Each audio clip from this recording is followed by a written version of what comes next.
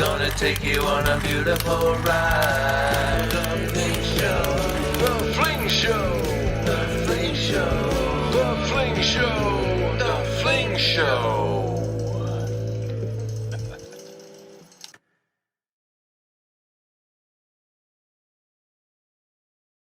Oh, have we had a wacky weekend? Oh my gosh. I'm so excited to recap our weekend because it was busy and it was fun and it was unique. So welcome on, Chrissy. I'm so excited to recap with you and get to have had that time with you this weekend. It was so much fun. And it was so much fun being in my parents' hometown in Alvin and having the clinic there. Like everything just worked out amazing. We had so much fun in Alvin. Did you have fun? Yes, your hometown has like got the biggest heart for disc golf, bigger than any other town I've ever I go Alvin. I had a blast. It was hot, but it was so much fun. It was. I was joking with Catherine because I was like, even though I live in Austin, like my parents are in Alvin, so I feel like I have I'm like an honorary member of Chicks Chasing Chains and the Southern Birdies and all of you guys, even though I'm not really there. I'm like, hey, you know what? I feel you. I mean, I grew up down in Angleton, which is like down the road. So my heart is in Brazoria County. So it's like, I love to see the South grow, and has it. Yes. I had 35 women there. So many new faces. Yes. We had a full house on Saturday and it was hot. I didn't even realize that I was getting cooked out there. And then we went and played around later on that night under the lights, and I was like taking my bag on and off, and it was kind of like rubbing against my arm like as I was taking it off, and I was like, ow, like that hurts. Because apparently I had gotten sunburned throughout the day.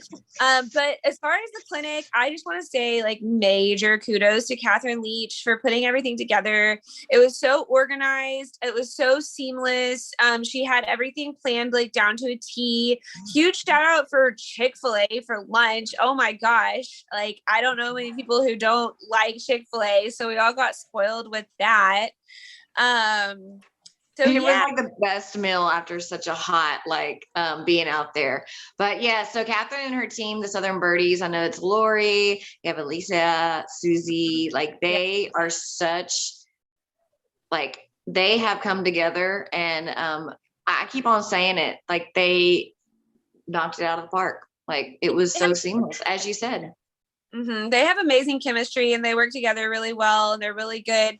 They're really good like teamwork, which is really cool because they're also competitors. You know, Alicia and Susie and Catherine are always battling it out in FA2. And so for them to be able to like take that, off of the like competitive field and, turn on that friendship and that camaraderie and come together for the greater good, like that is the epitome of growing the sport. And, I just, I love them so much. And this weekend made it even more concrete. And I think that South Houston is making a name for themselves as far as, the ladies in disc golf. So Meredith, how many clinics does that make that you have like been a part of or like coached or done anything like that? Well, it started with Pixie, Courtney Cannon, back a few years back. So I was just new to the FPO division, but I still helped. I think Haley and I did pretty much what I did this weekend. That's why I did it this weekend, because it started with that, helping out at Courtney's clinic, which then later inspired me. So when I finally was like, okay, let's do this, I thought back to Courtney's clinic. And then, I've had multiple people reach out and kind of ask me, how to help. And I really feel like each is going to be different to their own. But it's so fun to, help them and answer any questions, or even, Kat would be like, Mare, oh my gosh, this. I'm like, it's okay. Like you just walk it through, and she's like, thank you. I just feel so much better. So that's 3, I guess. Okay. That's amazing. I try to make it a goal to like participate. I've never run one before ever, but I have helped like coach, I guess, and teach in several. And this was my third second one of the year, I think, after yours. And then I have another one coming up in July. And I'm really excited because I feel like with every one that I do, I can convey my like coaching a little bit better. I felt like I try to take things that seem to work from each clinic before and like, you know, just kind of build on those things. And I felt like in this one in particular, like I had some women walking away with forehands who like never even thought they could do it. And so it's a rewarding feeling for sure, because a forehand is not a natural motion if you don't start with it. I think if you start with a backhand and you try to learn a forehand, it's like, oh man, it's just so difficult. But I was just blown away at everybody's willingness to learn and to just like put themselves out there and to try it. And especially in the heat. So like not only hats off Catherine and her team for putting it together, but for the 35 women who came out there hungry to learn and no matter what the conditions were. So what a great day it was. It was. And now those women that weren't familiar with getting out with other women, now they see and they connected and they see it's not just guys. So, yes. Hey, let me ask you, in July, isn't the one that you're doing in San Antonio? It is. Okay. Yes. I've been talking with her. I was going to go. It's just my family vacation, but yeah, it was really cool. Jay connected with us. And so we've been talking. So I was bummed to not be able to make that, but you're going to, kill it out there. I love it. Yeah. I cannot wait to watch you in your flick and learn something. I like the format that they're doing. The clinic starts at 9, I think. And then the mini is at like 9:30 or 9:45. But they're keeping it like really short and then kind of going straight into a round. And the plan is to do like a series of these clinics, instead of trying to fit like a whole bunch of information into one day and overload these women with like, so much information that they have to go home and just like really like sink, like absorb and think about and stuff. We're going to try to do like, I think one a month or every other month. And so I'm really excited because that means that on one day I can talk about footwork. On one day I can talk about grips. Another day I can talk about, throwing an Anheuser versus a Heiser. So I can kind of break it down a little bit more and not overwhelm them with information. So I'm really excited to see how that structure is going to work and find other ways to kind of like implement the same, structure into some of our Austin events too. So it'll be really good. I'm excited. So cool. That's brilliant. I love that idea. Yeah. But moving past the clinic on Saturday, so that wrapped up for me around 2:30. I was not brave enough to stay out there and play the back tag match that the girls did afterwards. Like I was just like spent. I was like, I've been talking for like 3.5 hours. My voice is going hoarse. Like I need to go home and recuperate. So I went home and like took a nap and ate some food. And then at 8:15, 8:30 at night, met up with Chris and Hemi, and my husband Neal came and we played the other Neal. We have another Neal on our show tonight, but my Neal.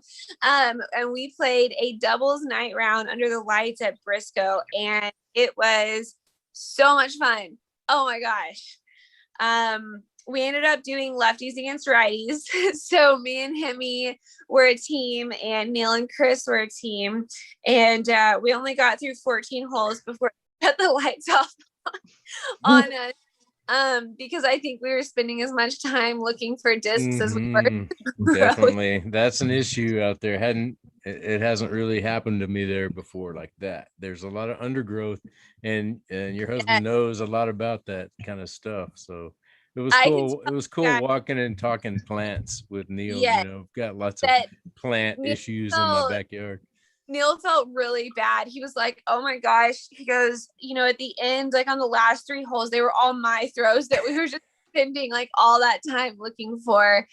But that was so much fun. Thank you guys for making the trip. I know it was a long drive. So thank you for coming down. That was really fun. Yeah, it was special. It was awesome. And we really enjoyed playing underneath the lights. I hadn't done that.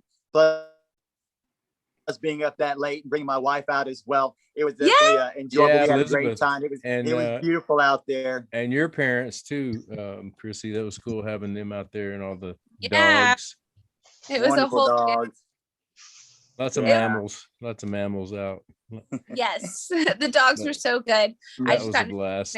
I had a good time. And there was some conspiracy that some lights were sabotaged or maybe programmed to go off at a certain time, as if we were scared, that they could take the last 2 or 3 holes. I can't remember what. I think we were on a comeback. Don't call it comeback. We were on our way. Me and Neal. Come back here and help me find this disc. You guys, we did that a lot. That's for sure. That was your comeback, Trill. No, hey, I tell you, we're just lucky that at the end of the round, me and Hemi couldn't hit water if we fell out of a boat. Man, we were missing all of our putts. That continued on into Cutthroat as well. Yeah. Hey, before we get as Meredith witnessed. Hey, Hemi, before we get into that, I also want to talk about a little bit. Y'all talk about the South Side. Next week, we have a very, very, very special guest from the South Side. Somebody that Hemi met and I met about this time last year, or maybe a little bit before that at the Greater Houston Open. He came on the show then after winning his division at that time as well. But congratulations to the new United States amateur champion from down south, Mr. Robert Burridge. Also a Gorilla Disc Golf member. We're going to have him on along with your 2021 Nacogdoches Open player, Freddie Meza from our north side. We all know him. Freddie's incredible. Cannot wait till next week. Congratulations to both those guys. But I want to go ahead and throw a shout out to them before we got into that Cutthroat, because we also want to give a big shout out to the juniors that we're sending to the Worlds. We're not sending them. We were a small part of it, but what Chris Spindle and that group has done has just been incredible, raising all that money for those family, for those 5 kids going. Congratulations. You all deserve it. You all earned it. We can't wait to watch y'all for sure, because we will be watching intently, because we watch y'all grow from the beginning. It was incredible this weekend, even though it was very, very hot. I mean to tell you, starting at 2:00 and not ending till 7:30, my whole body was just drenched wet. It was awful. Plus all the sabotages and all the mulligans. It was just made for a really long day. But what an incredible event we had there.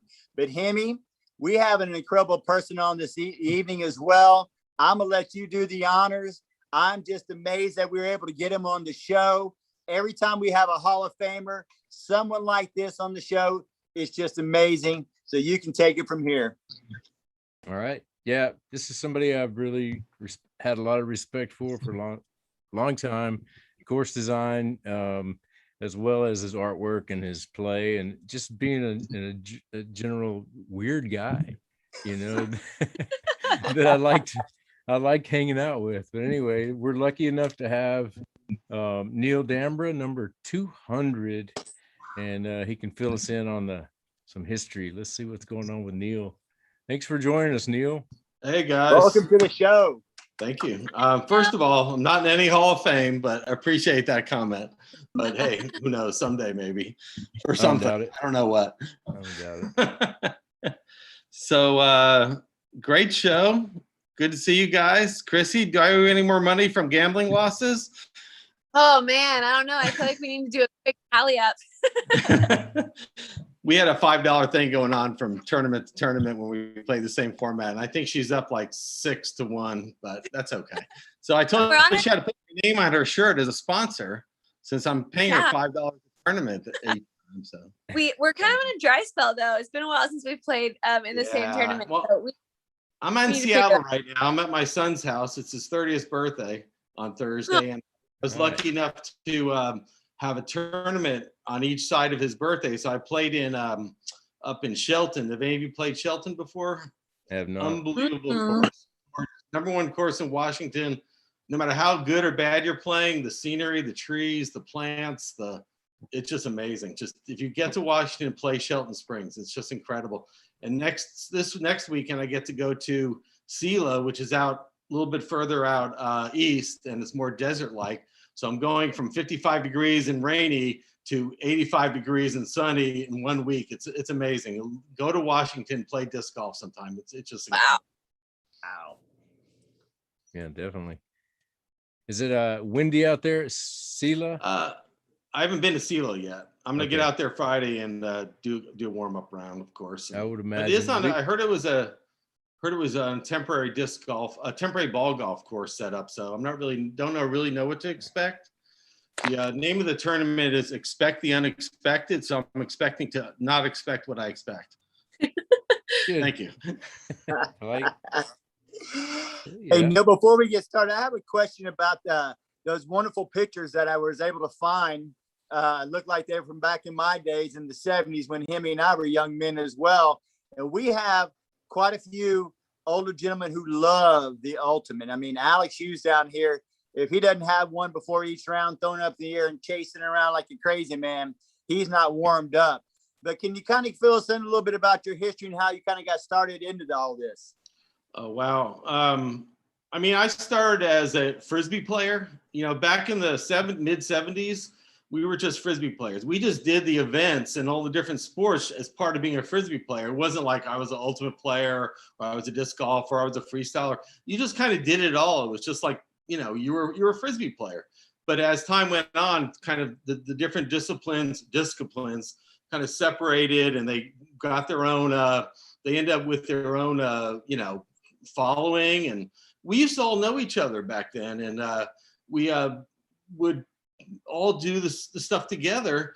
And then now over the last 30 years, since everything's grown so big in this sports, it kind of, we don't really get to see each other as much anymore from discipline to discipline. But yeah, so I played in overall events and I got invited to play in the Rose Bowl a couple times, and I met a lot of the great players there. And, that was a lot of fun. I got in the ultimate demo. I was on Wide World Sports in slow motion, falling on my butt, playing guts. It was pretty embarrassing because I had a bunch of friends over to watch it, and they got a big kick out of that. They showed the same scene of me falling on my butt, missing a guts catch, like from 5 different angles. And it made it look like I totally blew the game for us. And we actually beat Foothill, who was the world champs. But that was an interesting story because I wasn't really a guts player, but I could throw real fast. And I tried for the demo because I knew it was going to be on Wide World of Sports. And they said, okay, Neal, you're the first alternate, because they couldn't catch my throws in the practice round. So the day of the night before the Rose Bowl, Wide World of Sports, Chow Rotman, a Chicago player, he dove trying to catch an MT and broke his collarbone. And so Joe Youngman and Don Wilczek come up to me and they go, Neal, you're in the guts demo in the Rose Bowl. And I'm like shaking like a leaf. Oh my God, I'm playing against Foothill. He goes, don't worry, we'll put you in the middle and we'll protect you on each side. Joe and I will be on each side. Just get your hand on the disc and deflect it and we'll catch it. Anyway, it was a lot of fun. It was a great experience. And, it was my only guts match in my life, but it was on national TV in front of 30,000 people in the Rose Bowl.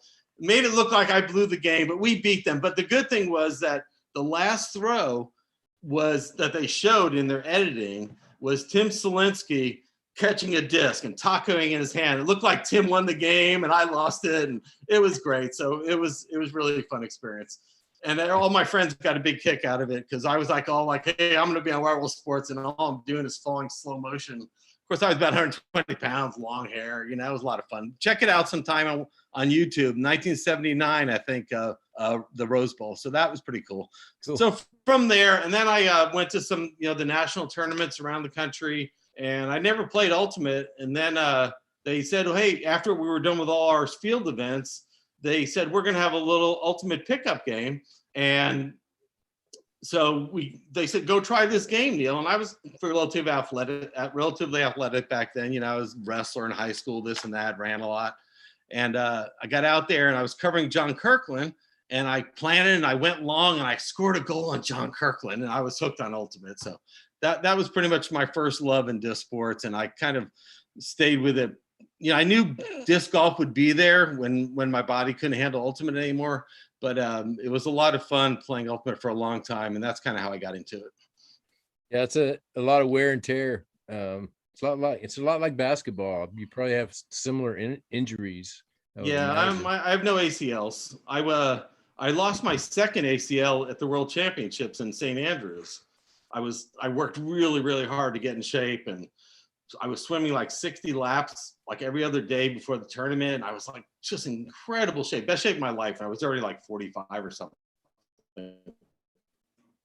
Or in the game before the playoffs, and I turn, to catch a goal, and this player from the Red Lights, which is the team from Amsterdam, has probably figured that out, but he just dives on the back of my leg and tears my ACL. It was so disappointing, but that's the way it goes. Yeah, it's a rough game in your body, but I wouldn't trade it for the world. It was a great experience. So thanks for pointing me to the PDGA's kind of historical inputting, or whatever you call it, the project that's going on with, I guess that would be Roddick. Yeah, I think it was several people, Hunninger and a few others.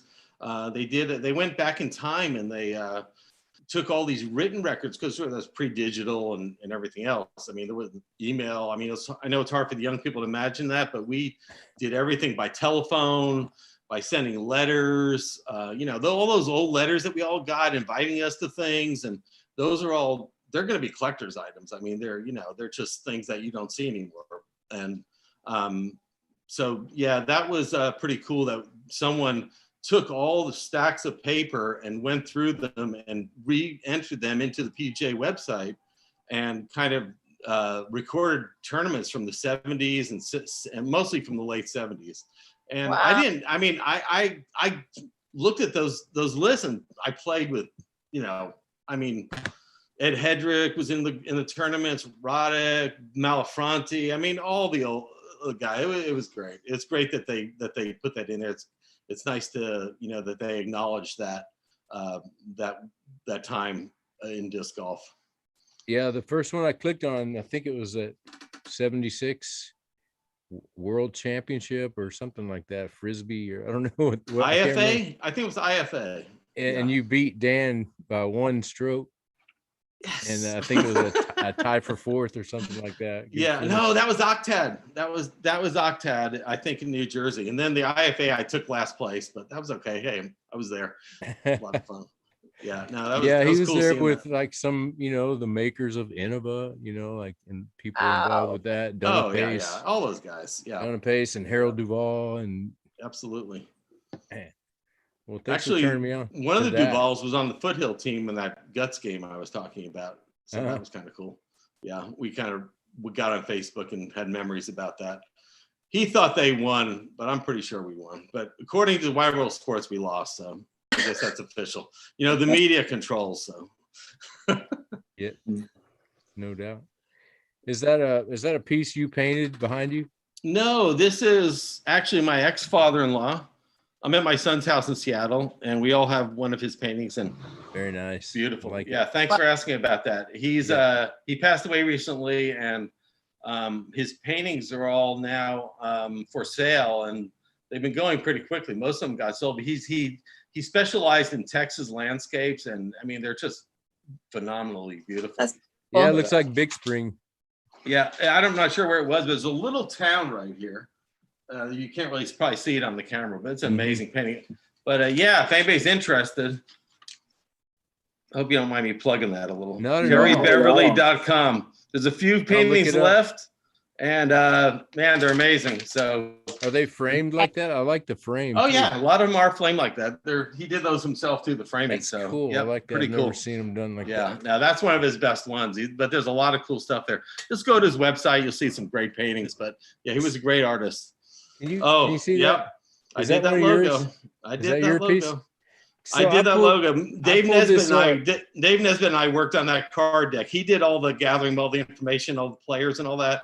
But that was one of my favorite designs I was able to do. Awesome design. And I just like randomly found it one day and then posted it. and Elaine King was there, and Jay, a lot of people, Des, people that we've already talked to on the Fling Show. It was a hodgepodge of that. Who made? Were you involved with picking who was on the cards? I was just getting back into disc golf at that point, from playing Ultimate for 25 years. So I didn't even know who, I hate to say it, but I didn't know who Greenville was. I didn't know who Elaine King. Really didn't know any of these people because my world was Ultimate. And I was after that was done, I was slowly making that transition between the two sports. And so I had nothing to do with it. Dave Nesbitt, that was his idea. He put it all together. It was a great project. And I was glad to be part of it. But yeah, that was an interesting piece of art. I actually found a bunch of old 60s posters from rock concerts, like in Haight Ashbury, all that stuff. And I just kind of took elements from those and created that piece of art. So probably the one I spent the most time on, honestly, but it was worth it. What's your medium? On that one, I actually did that digitally. That I was already working digitally by then. Okay, because I think it was probably Illustrator. It has that feel like an old T-shirt at an old T-shirt company, where they used to do them by hand. And yeah, well, I tried to kind of replicate that in the art. One thing about digital art, you can make it look like anything. You can antique stuff look like that. But you're an artist too, so you've done some amazing things I've heard as well. But I've never done any on the graphic side. I've done a couple things, for tournaments, mostly in Kansas, and just kind of struggled through the computer. So I stick to acrylic painting and stuff. Yeah, no, it's the working on computer is pretty forgiving. You can make a lot of changes. Yeah. Well, what about Brock? The course that you designed here. What? Yeah, I posted, that was a great project. Honestly, anyone could have designed a course there. I think it turned out really well, but the environment there is amazing. It was a former golf course.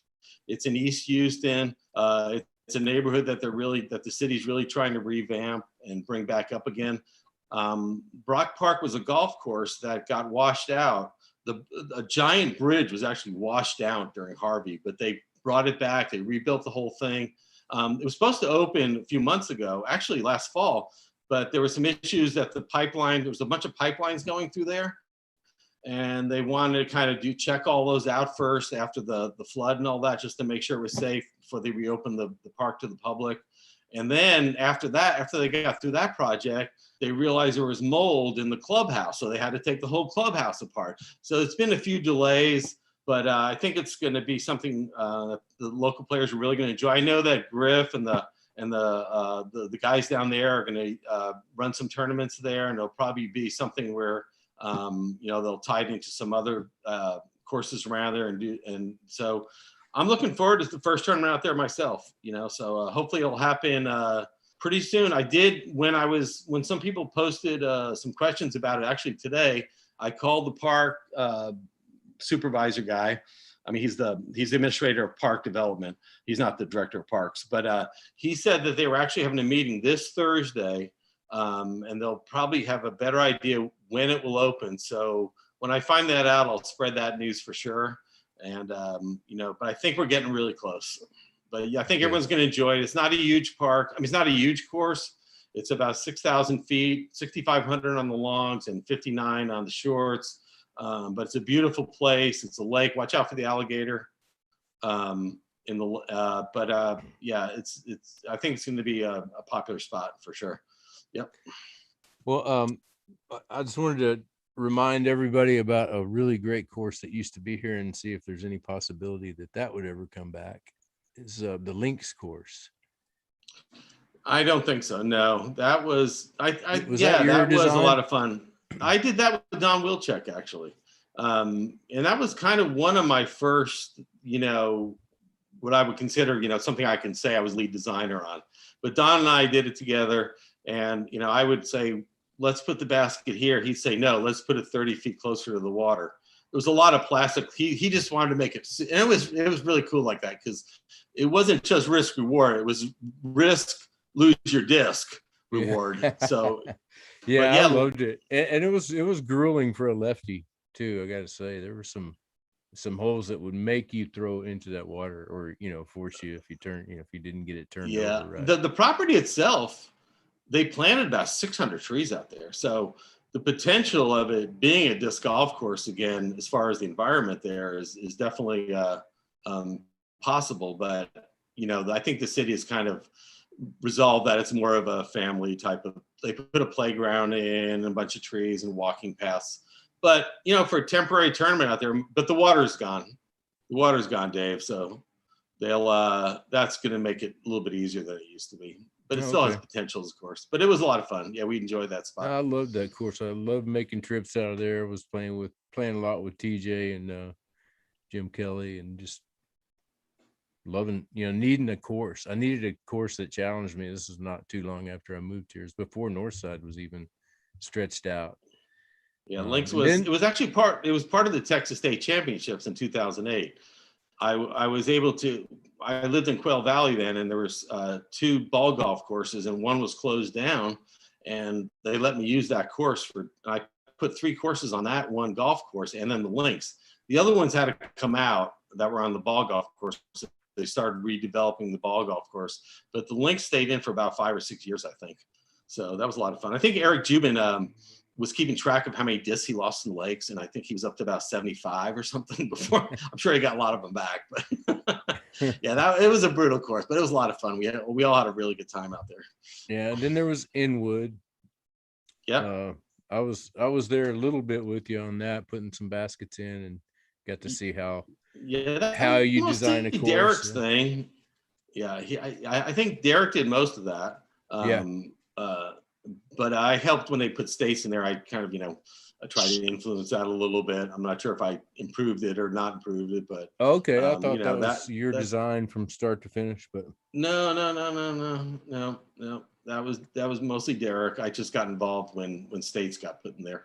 Mm-hmm. That was a lot of fun. But I just finished the course in the one in Brock is the one I just finished, but I did one in upstate on Long Island. I don't know if you guys knew this, called Cedar Beach, along with my friend Ernie Motton. And that was the first course on Long Island. Long Island has like 70 million people essentially within an hour, because it's New York City. And we looked for months for a place. And Discraft actually gave me lend-lease 21 baskets to start disc golf on Long Island. And so they're sitting in my mother's garage, and it was like, get these things out of here. And we finally put them on my sister's property. We searched, and land was so tight around there, and everything was so restricted. And we finally found this little beach course, which was a ball golf course. And we said, can we please design a course here? And they go, we don't know. So we brought all the baskets out on wheels. We had a tournament. They loved it. And then the course is still there. So if you go to Long Island, play Cedar Beach. Cool. It's kind of a small course, but it's the first one, and it's watch out for the poison ivy though. It looks like we're also getting some questions on our YouTube channel. Ask Neal about the lamppost disc golf course on Rice University and a straight slush in Oslo. Things for you to elaborate. Oh my God. Right. Yeah. So, I played disc golf before baskets, obviously. I mean, my first tournament, I played in Rochester, Paul Mary's course during, the mid 70s. And we used sticks in the ground or chicken wire surrounding the sticks. It was all kinds of things. The idea of a basket was not really, we didn't even imagine it then. I guess it was in the works. I guess Hedrick was in the middle in his head, he was developing it, but we didn't see it then. And so, object golf was the way to play. It was a little bit difficult. You'd put like 2 pieces of tape on a pole or a tree, and you had to hit between.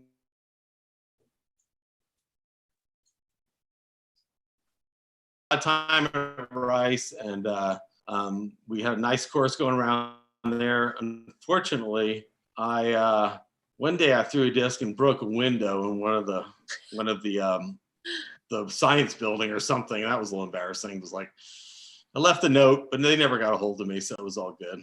But yeah, no, Rice was fun, and they had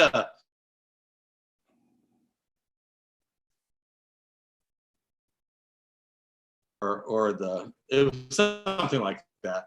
But it was, you know, it was 10-cent beer day, so we enjoyed ourselves a little bit there too after our rounds. But yeah, holes at Bryce, that was a lot of fun. Yep.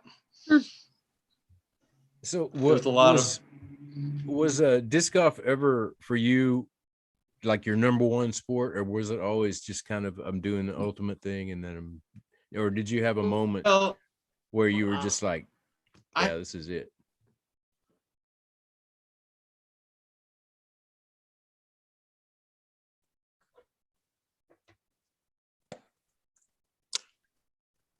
Did we lose him? I think so. What happened? There you go. There you go. Okay, sorry about that.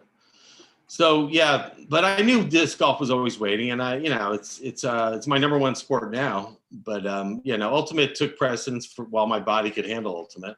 But then I knew disc golf was waiting, and it was just kind of waiting there, and I knew that I'd be there eventually. I guess my disc golf time is sort of slowing down now. I'm 66 years old and about to hit the Legends division or whatever in a few years. So, but it's, you know what? It's I see all these old guys like this weekend. We had 8 60-year-olds. It was a great time. Met a bunch of new players out west here. And those guys, all of us, we're in such better shape than a lot of people that are our age because we just play disc golf and we walk and we throw. And it's just an amazing activity for older people. That it's just, you know, more people should do it. It should really be encouraged for older people. So it's a walk in the park, you know. And I walked 10 miles in 2 days, you know, that was a lot. Of course, my son was caddying for me, made it a little easier. Go ahead, sorry. Hey, before we get too far away from that Rice University, now that is funny because I lived in the Montrose for about 7 years.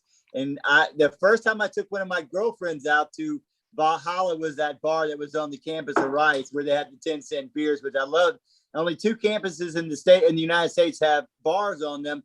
Kansas was one of them and Rice was one of them. But I used to love disc golf.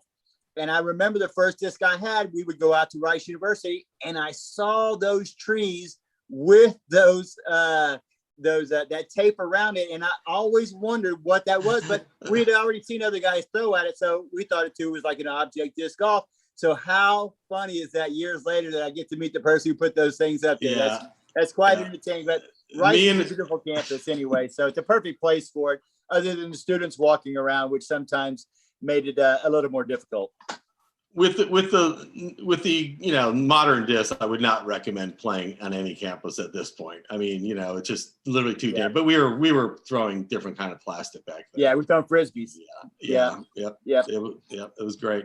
Yeah, a lot of different places. At Syracuse, I went to school at Syracuse and played with Flash Eberly. He got me started in disc sports. Really, you know, I was just like loved throwing frisbee. Bought my first frisbee in '68. I had that same frisbee for 4 or 5 years before I had another one. Probably threw it a million times. Played every disc sport with it. You know, MTA. It was crazy. I still have that disc hanging on the wall somewhere in the garage at home. But Whammo. Yeah, it was a Whammo Pro. 190 grams. I could throw it 300 feet with backhand, sidearm. You got one thing about discs that people don't understand is that you really get used to any disc. You pretty much can use it for almost any golf shot. You know, I mean, realistically, you know, to a certain degree. I mean, of course, you used to take it to the beach in those winds and be able to still control it. When I was in the 70s and 80s, you would throw that at the beach in the wind and still be able to get it to your friend. It was amazing. Yeah. Now I can't throw them. Now I can't throw those things at all. I know. Now it's like throwing a paper plate, just flips right over. It's like, what? Yeah. I was so good at this. But I tell new players to, if they want to learn how to throw, get a light disc and just throw it. Just throw and catch for a while. Get the idea. And you don't have to do that for very long, but once you get that, it's like riding a bike. You know, the first time you got put on a bike and all of a sudden, you know, an hour later, oh, this is easy. I think I recommend that with discs too. I think people should throw a light disc for a while and say, oh, I get it. I understand how this works. And then they pull out. But a lot of people start with the real heavy stuff. It actually takes them longer to understand how to throw it because, you know, they're meat hooks, they're turning this and that. So my advice to people is always start with something lighter and just move up from there. But it's an interesting story how I actually got into competing in disc golf because this is another Kirkland story. I was on campus and at Syracuse, and there was a little ad in the paper, and Kirkland and Malfrani were doing halftime shows for the Harlem Globetrotters. Well, there was an ad saying Kirkland's coming to campus. He's going to do a demo on the quad, and he needed someone to be his assistant, so to speak. And now Flash could have done it. He was a pretty accomplished player, but he told me about it. He said, show up at 8:30 on Saturday morning on this certain day, and you're going to do a tryout. Well, I show up that morning, and 3 other guys are there, and Kirkland's throwing back and forth with us, and he's trying to figure out who he wants to do this demo with. And these other guys were pretty good, but I knew I was better with them, and I was, this was kind of going on a little too long. So I caught one between my legs, flicked it backwards to him right in his hands at about 30 yards, and he just looked at me. He goes, "You!" I said, "Okay, I guess I'm doing the demo." And I thought there'd be like 50 people out there, a little fun thing like that. 1,000 people showed up, man. All of a sudden, I'm like, "Oh my God, this is like crazy!" And so we had the big circle of people. I'm in the middle. I'm pretty much just catching and throwing back to him. He's doing all the talking and all the fun stuff. But it was just like, wow, this is incredible. So then I said, okay, this is actually something. I'm going to start going to tournaments. And that's kind of how it all started. That was mid 70s, 76, 75, something like that. But yeah, that's kind of how I got started in competition, because until then I was like a lot of other people. Frisbee competition, what's that? Yeah, that was a lot of fun. Well, what do you think about it now? What's the state of disc golf for you? I mean, I know for me the easy answer is, God, it's just amazing. I mean, I get to watch disc golf every weekend, and my thing now is that, yeah, it's huge. All that stuff was the golden days. Just like baseball players in 1840 and football players in 1875. It was like we were just sort of the first generation, and we just loved it. It was like our life. It was a religion almost, and it was a community, a family. We all knew each other all over the country. We still stay in contact, a lot of us. Anytime one of us passes, we kind of have Zoom meetings and talk about what they did, this and that. So that was great. But the main thing about it is that we all found something that was really special to us. And what I like now is I'm seeing, like Chrissy and Meredith and people, they're younger, and it became their thing. And it's like seeing their enthusiasm, the same way that we had it back then. It's just that energy is just really fun to watch. And, for us older guys, that young feeling of this is so fun and new, it's, it's a little bit worn off. I mean, it's, in a way, but seeing other people have that vibe still is just a very positive thing. And I think that's what keeps us older guys in it, really. It's not so much the competition. Combination, I'd have to say, because I definitely got that infection at Texas State's a couple of years ago. I had a couple of touring guys stay with me, and the whole hangout for a week, and I was like, wow, I really got the bug. That's kind of what got me back into it, was seeing that young energy. Just I remember that feeling. So there's that. But yeah, and then it's just competition, like you said. No, I do like the competition. The practicing and just throwing for fun is kind of worn off a little bit, but it's still fun being in a competitive situation. And the one thing great about disc golf is that you can do it pretty much. I always tell younger players, look, take care of your bodies, take care of yourself. This is going to last a long time. 50, 60 years, if you really just take care of yourself, it's just, it's a lifetime sport. It really is. Not all disc sports are, but disc golf definitely is. So that's kind of cool. Yeah. Yeah, 100% agree. Just recently saw, I guess it was a Jomez. They had some old lady throwing, about 90 years old. And my mom, I used to bring my basket home out to West Texas, and she'd get out there, and she was pretty athletic in her day. She liked it. She would always putt with me at something I'll never forget. Well, did you guys see that video posted a while ago, that 100-year-old guy who broke the distance record in golf or something? That was pretty cool. I only have 33 more years, and I'm going to break that record.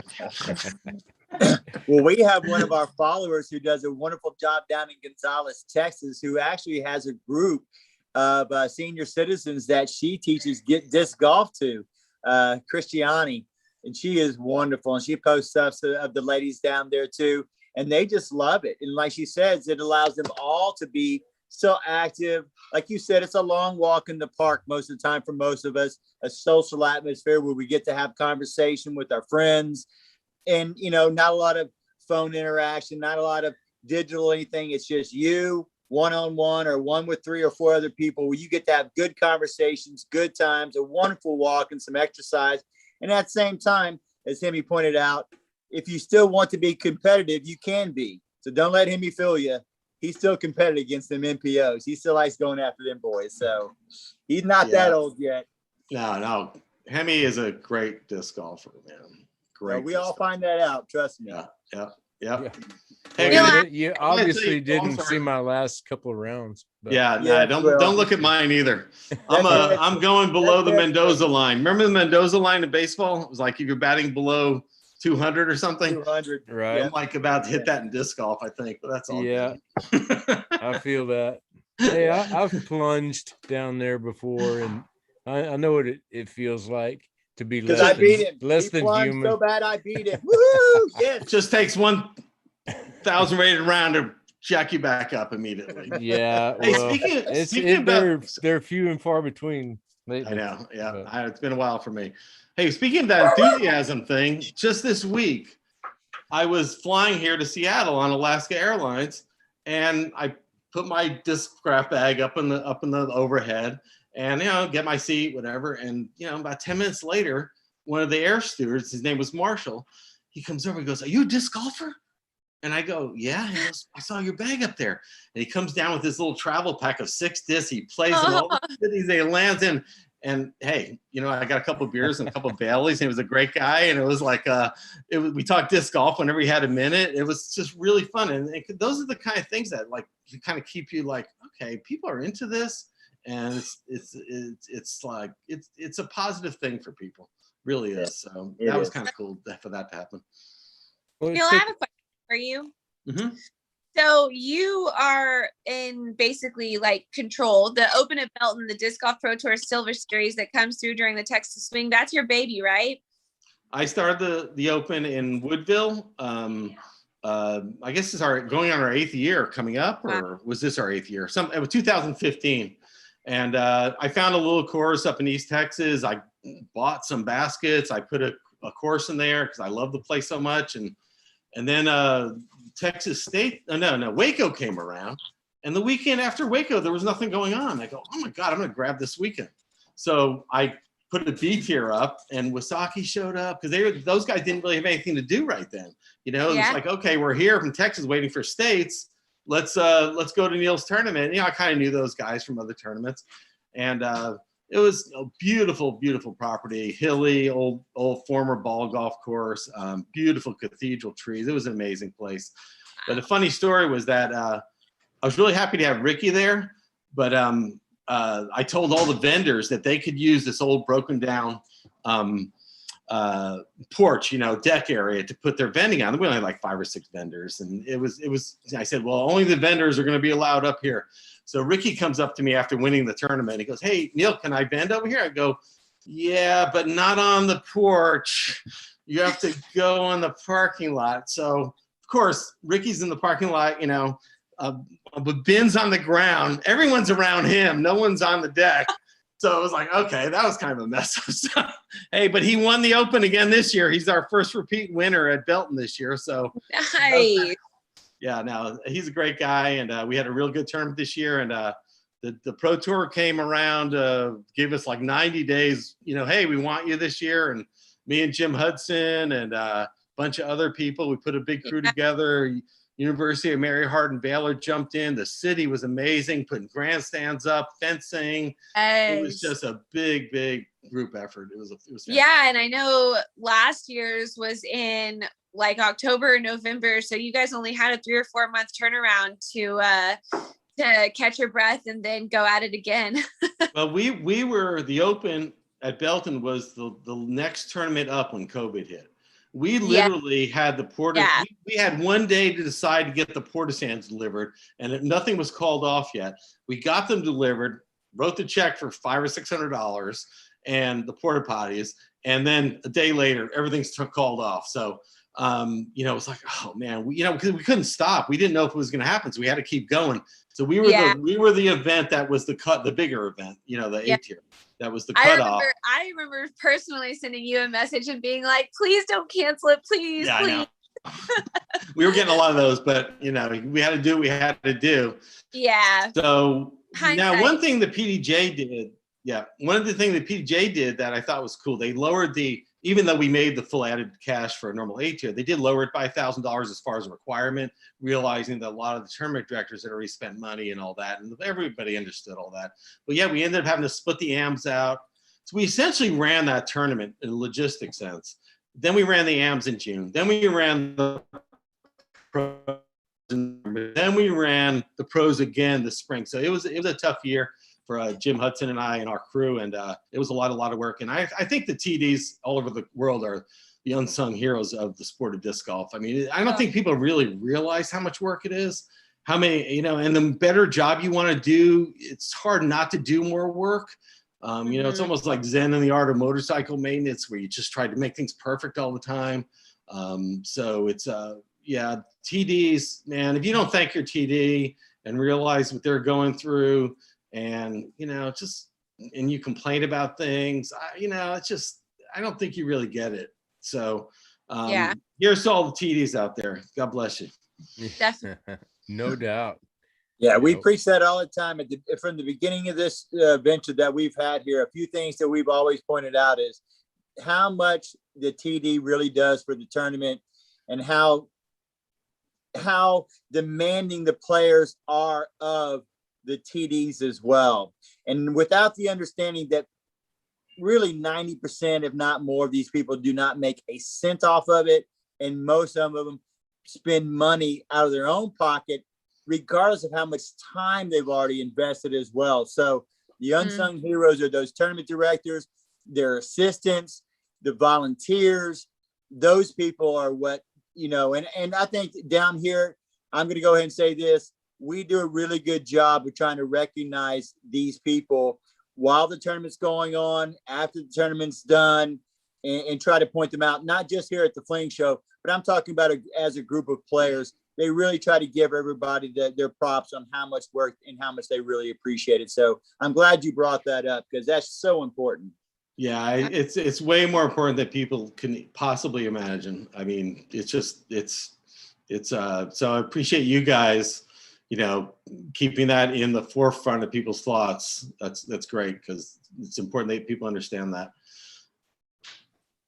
Yep, awesome. So what else we got? I got lots of stories. I want to know how you got PDGA number 200, because I feel like it's my recollection that you weren't actually the exact 200th member. Is that right? No, well, okay. Yeah, you're right. They were at 196. I got a call. I was at college at Syracuse. Of course, it wasn't cell phones. My landline rings. I don't even know how we could afford to pay for a phone back then. We were all starving college students. I think all my roommates were gone for it was just some holiday. You know, it was either spring break or over Christmas. It was late 1976, I think.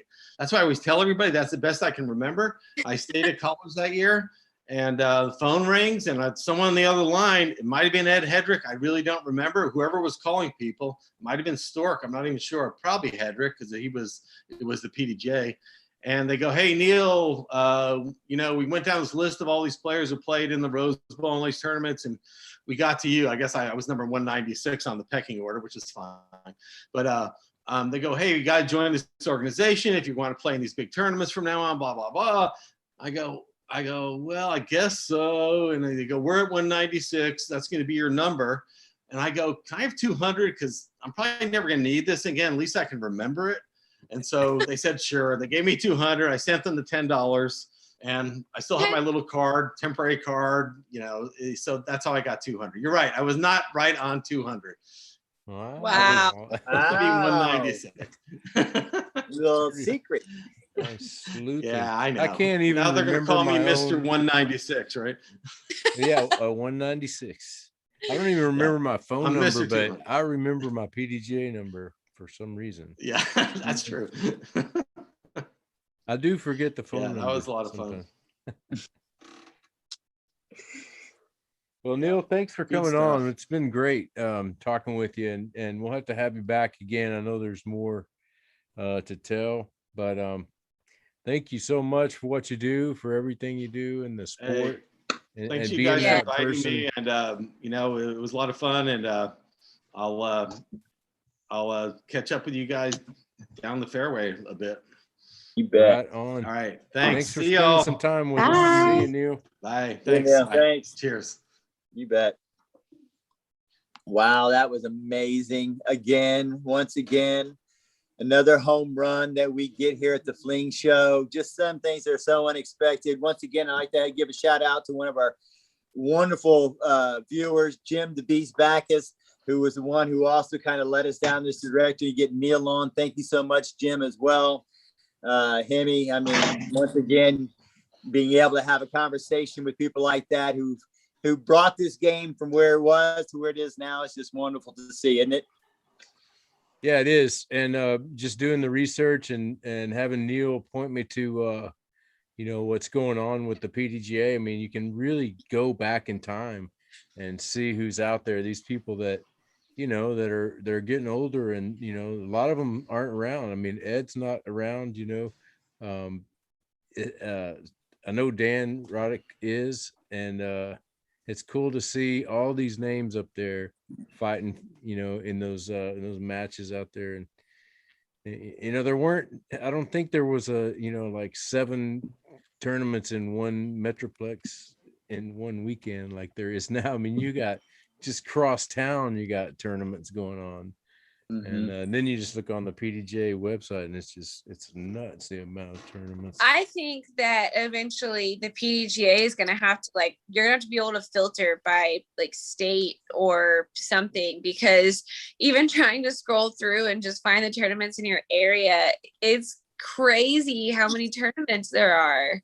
Yeah, it is. It's almost it's ripe for a new kind of layout. Yes. You know, because you start scrolling it and you're like, God, I'm like scrolling 3 months here, or it seems like it, you know. It's like, yeah, yeah, you have to go to that. Like, oh, that was just one weekend. Yeah, go to the advanced search portion, and then it allows you to go by states. But I would like for them to put that up front instead of you have to kind of go into there's a little tiny key up on the right hand side. It says advanced. Go into that, and then you go into states, because that was, and sometimes when you say, even when you scroll down, like I was looking for the Cutthroat and a couple other tournaments, they weren't even on there. But then when I hit states to Texas, then it was right there populated for me. And maybe a glitch, I'm not sure, but it was a little bit confusing as well. And I agree with you. There's so many tournaments all over the state of Texas. Sometimes in Texas, you may have to do it by regions. I mean, to be honest with you, I mean, it's just. Neal probably knows a little bit about that, about that PDJ stuff. We should be asking him. But how about this one?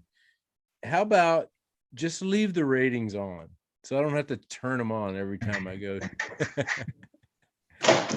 Does that bother anybody? I mean, it's not a bothersome. It's just every time you look at scores, and you have to immediately click.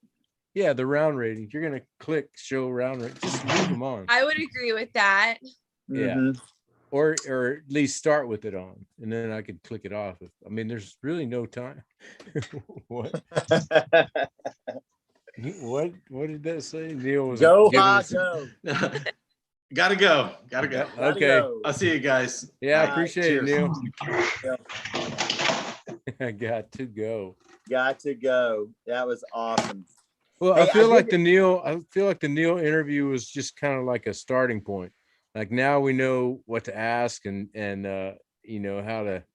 I think Chrissy had some pretty good sleuthing questions there. That was good. But there's just so much with the history. I mean, you're talking 1976 was the first thing that I clicked on today, and I was thinking I was 12 years old, and you know, throwing at light poles. I had no idea there was a disc golf. So yeah, amen. Pretty cool stuff. Pretty cool. Well, looking forward to next week. Go ahead, Chris. No, go ahead. No, go ahead, Demi. Just looking forward to next week. I know that I posted I'll be doing a hiatus on the social media, and for the next month or so, just kind of, I'll let you know how it goes. I kind of want you on next week though, because I think Yeah, that'd be a really good thing for I'll Gorilla. pop on for sure. I just I'm not Good. going to be too involved, with the online presence. Really, just deleting my apps for a month and see what happens. But I'll come around, and I can't miss that one. No way, because Freddie, he definitely wants to. Yeah, and I've already told Freddie as well. We're gonna get him on. I can't wait to have Freddie on and Robert. Like I said, give a little insight to when we met him. Didn't we meet him down at the Greater Houston Open that Griff threw?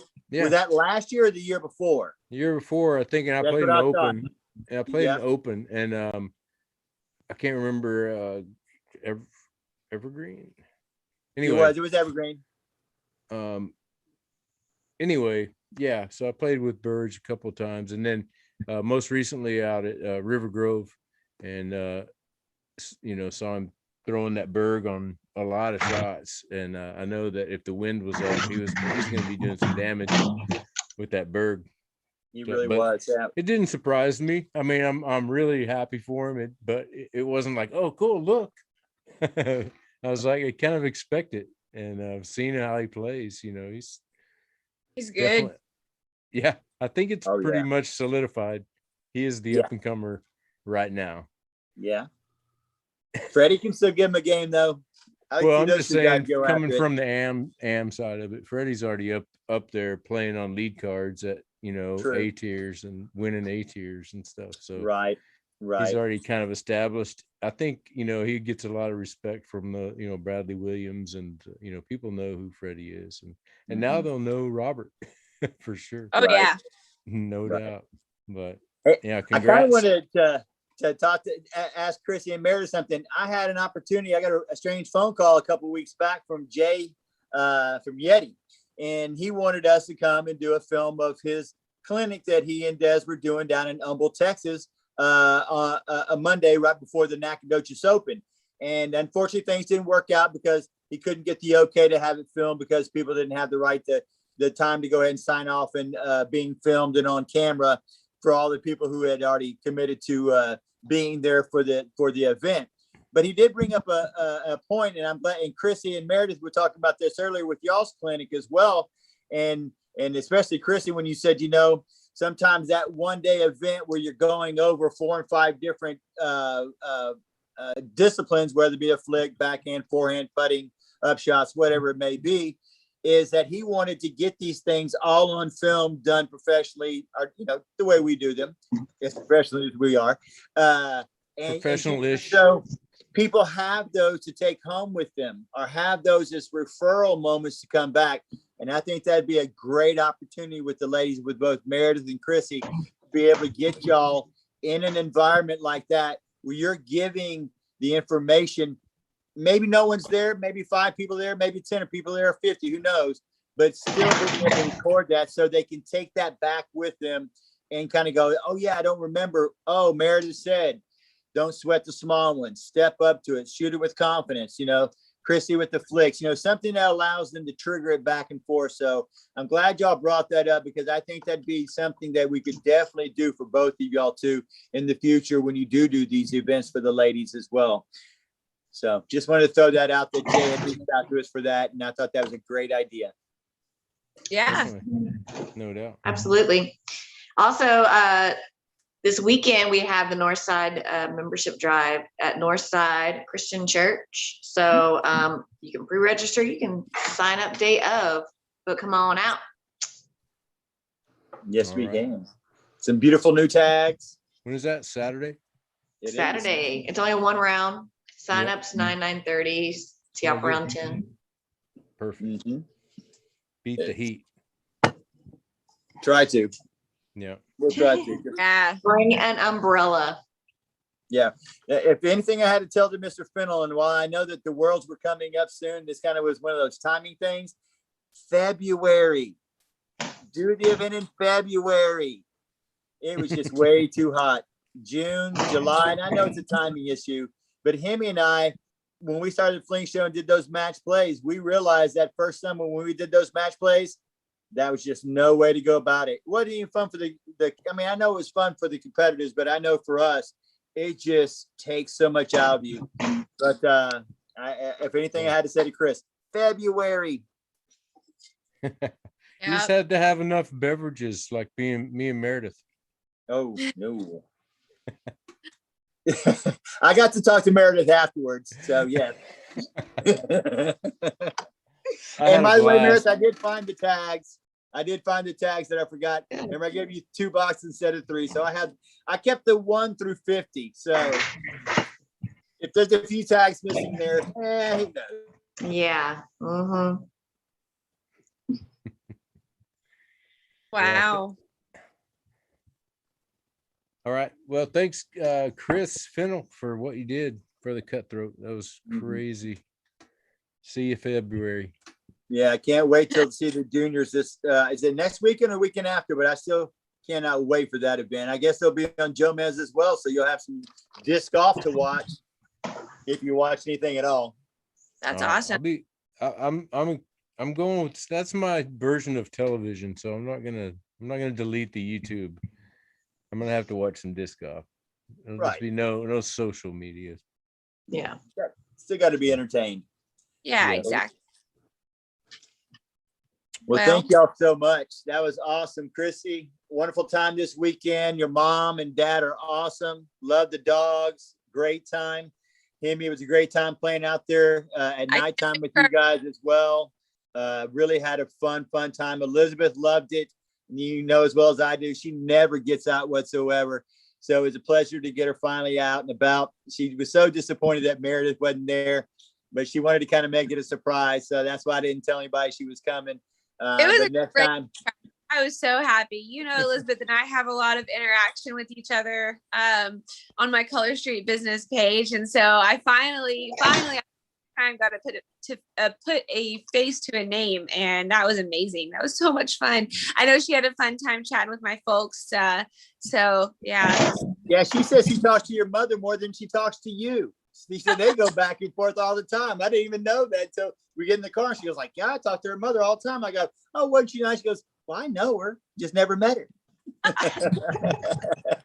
That's one good thing to come out of social media, I think. Oh yeah. No doubt. That's no awesome. Doubt. Yeah. And there are really some really good things about it. Let me just explain why I'm going there with this. It's just like some things that you do, you know, you feel like, I discovered the screen time section of your iPhone, and you can monitor yourself. And I'm like, this is ridiculous. This is nuts. You know, it's like, how much Facebook do you need in a day? So it's kind of a cleansing. We'll see what happens. Wish me luck. We will. Think I'll be all right without Facebook? I think it'll be better. Get that out of the head right there. Yeah. On my phone, it gives me. I was on my phone 1 hour and 44 minutes for the full week. That's really good. I'm jealous. And that's why when people call me, like, you never answer your phone. It's like, I don't. It's not my thing. Like my grandma used to say, if you know me, you know how to get a hold of me. You know. Yeah. Well, I always kind of look at it, but I think it's going to do you wonders, Hemi. I actually thought you were already doing it. So. No, I was cheating. I was trying. I was trying and I was cheating. So that's when I said, this is ridiculous. I might have to see a Facebook counselor or something. But all right, I'll be fine. Anyway, enjoyed hanging out with you again. Sorry I was late. My computer was crashed and it took me forever to unlock it. I actually had a theme song tonight ready, so I'll get that ready for you. And I also was able to save those videos. I say able to save one of the videos that y'all took this weekend at Cutthroat. I just wasn't able to edit it all. The other two, the one with that long putt, I wasn't able to save that, so I'm gonna have to get it saved. So I'll have that for next week. Is my goal to have that for next week to be able to capture that. Because he hit a 100-footer. I don't know if you saw it, but that was amazing. And now he hit it. He even called it. What was funny is I turned the live feed on and I said, I want you to film our first birdie. Yep. And then I handed it to Meredith. But what was funny after that was how cutthroat was demonstrated, because it was brutal. They had a what was it? A cancel shot. And then we had a cancel card. And then they threw another cancel shot thinking they had us. And we threw another cancel card. And that was the end of that. You know what? They still had a trade shot. You remember that? They played it on the next hole. Remember, I parked 16 after that. And then he threw his disc about 20 feet. And I was still thinking, you should have thrown it off to the tee pad. He was nice compared to these other stories. And then he pulls the trade shot on us. So that the first part before we got to that tee pad was all illustrated on that. The rest of the video after the putt, which is really funny, I think. You capture the whole moment. You might need some subtitles, but we did have one amazing thing happen. Well, actually, kind of a couple of things. Two things. One, I cannot believe that out of the 3 aces that were hit, one guy hit his first ace ever on hole 14, the basket that had no chains. And it was a small basket, not even a regular sized basket. Yeah. He hit an ace from 310 away with no chains. Amazing. But the funniest thing was on Matt and my card, we got fortunate enough to play with Lone Star disc only, Travis Dillard and Jordan Kessner, our winner of one of our match plays.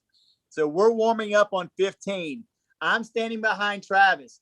Travis lets one go on hole 15, and right when it passed the trees, I go, that's going to go in, and smashed right into the chains. So he hit an ace before the turn, like 2 shots before we even started the tournament. It was the funniest. Jordan was so mad. He was cussing at him. He was like, why? What are you wasting it for? But literally, right out of his hands, I'm like, that's going to go in. And everybody around started laughing. It was so funny. I got a picture of it. I'll have to share it. But it was funny. An ace that didn't count. That's hilarious. Well, you know what's really cool is that every single one person that aced gave the money back to the player or to the cause. Oh, that is awesome. Mm-hmm. I didn't know that. That's awesome. That's funny too, because I was sitting there right before the tea party and talking to Trahan.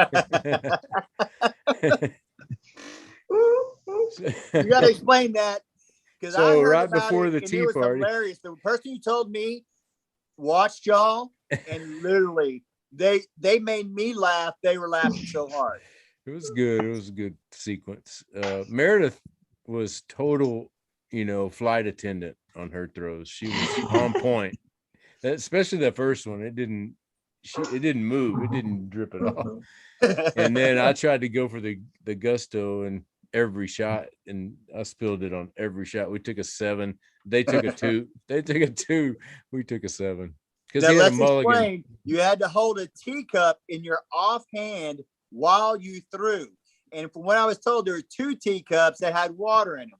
And if anything spilled, a drop spilled, then you ended up getting an extra stroke for that. And then you got to keep going. You got to keep throwing. And someone bid $100 just to make y'all do this, right? Yeah. Which guy? I can't remember which. Tommy, who tied with like having the most. Who was most spent. Basically, he spent the most. Oh yeah, he spent the most. Okay, yeah. Yeah, he really shelled it out, and even told me. He kind of set it up.